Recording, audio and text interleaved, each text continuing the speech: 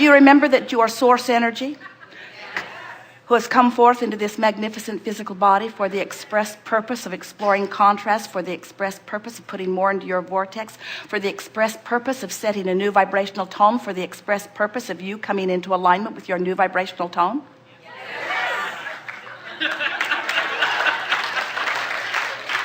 You are aware that the contrast that surrounds you is eternally there, and it is to your advantage, because without knowing what you don't want, you could not know what you do want. You are aware of that? You are aware that Mike can't hear? No, I'm not.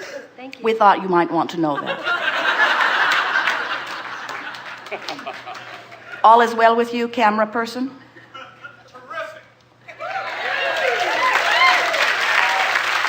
Are you aware that all is well with camera person?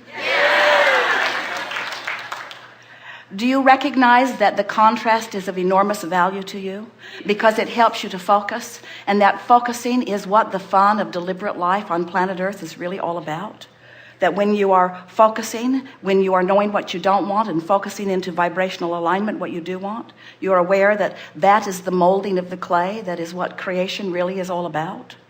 The molding of the clay, the recognizing of where you stand in this red hot minute in relationship to all that you've become.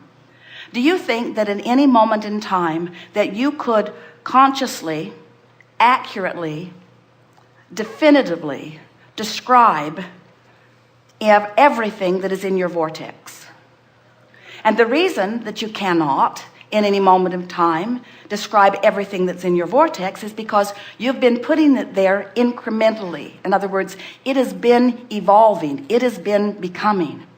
Do you realize that as you've been chewing on the details of your contrasting physical life experience, that you have built a vibrational reality that your inner being has kept up with entry by entry? In other words, every time a rocket goes into that vortex, your inner being keeps up with the vibration of that rocket that you have fired off from your contrasting experience. Often, in fact, usually, in fact, always, from your physical standpoint, you don't keep up with it rocket by rocket by rocket by rocket by rocket. And that is the reason that the little ones around you are more joyful more often, because they do a better job of firing off a rocket and coming into alignment with it, and firing off a rocket and coming into alignment with it, because they are less bound by beliefs that are taught that hinder and prevent their vibrational alignment with what they are asking for. They still, the younger they are, believe in the possibilities of change. They still, the younger they are eager about the possibility of change. But a lot of times, as humans spend time in physical bodies, in their physical environment, and the variety helps you know what you don't want, so it helps you know what you do want. As you spend time with others without meaning to, because you spend so much time observing what is, you keep practicing the vibration of what is, which isn't up to speed with the vibration of what really is in the vortex. And the reason for that is because manifestation always lags behind. Manifestation is never right where the powerful leading edge energy is. Emotion can be right there where the powerful leading edge energy is. In other words, you can feel it. That's what passion and enthusiasm is. But manifestation always lags behind. So if you are, like most humans, you're focused upon what is. We playfully tell you you have what is-itis, because you are aware of what is. And as you are aware of what is because it is always expanded to what really is, vibrationally speaking, what is, if it's chronic in your vibration, holds you back from who you are. So without meaning to, as you move through time, you also practice a vibrational gap between what's going on in your vortex and what's going on in your practiced vibration. Another way of saying that is your beliefs are usually not keeping up with your desires. In fact, for most humans, not even close.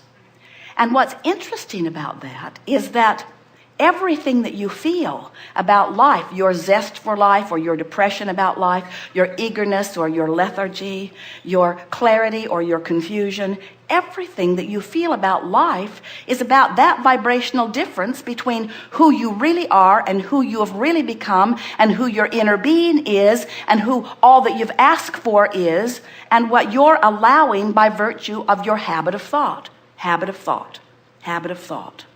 That's what a belief is. It's just a habit of thought. It's a thought you keep thinking. And the reason that you keep thinking, the thought that you keep thinking, is because law of attraction enables that. Law of attraction is your best friend. Law of attraction is the manager of the universe because law of attraction brings vibrations that are same together. That's why you can't set your radio dial on one button and hear what's being broadcast from another frequency. In other words, the frequencies have to match up. So if your frequency is set on things are hard, or I don't have enough, or there are problems around the world, or my family has this dysfunction or this one, if your frequency is set there by your chronic attention to it, and it's easy to understand why it would be, isn't it? Because it's hard not to notice what's right under your nose, and these days everything is under your nose. One way or another, you manage to see a lot of it. So as what's under your nose is what you practice often, then as time goes by, your practiced chronic most often vibration gets further and further apart from who you've become. The longer you live, the more robust your vortex is. And do you know what we mean by your vortex?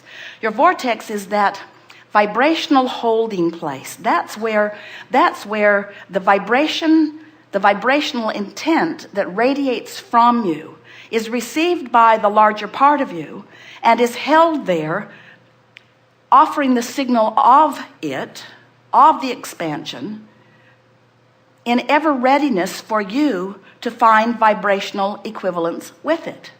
So in a moment that you are feeling love, you're equivalent to your vortex. And the positive emotion lets you know that. In a moment that you're feeling anger, you're not even close to equivalent. Now, it doesn't mean you couldn't be with some change of some thoughts, but it means you probably won't be with some change of some thoughts in this moment right now, because you've practiced these thoughts so much that these thoughts are a little harder for you to get to and hold to.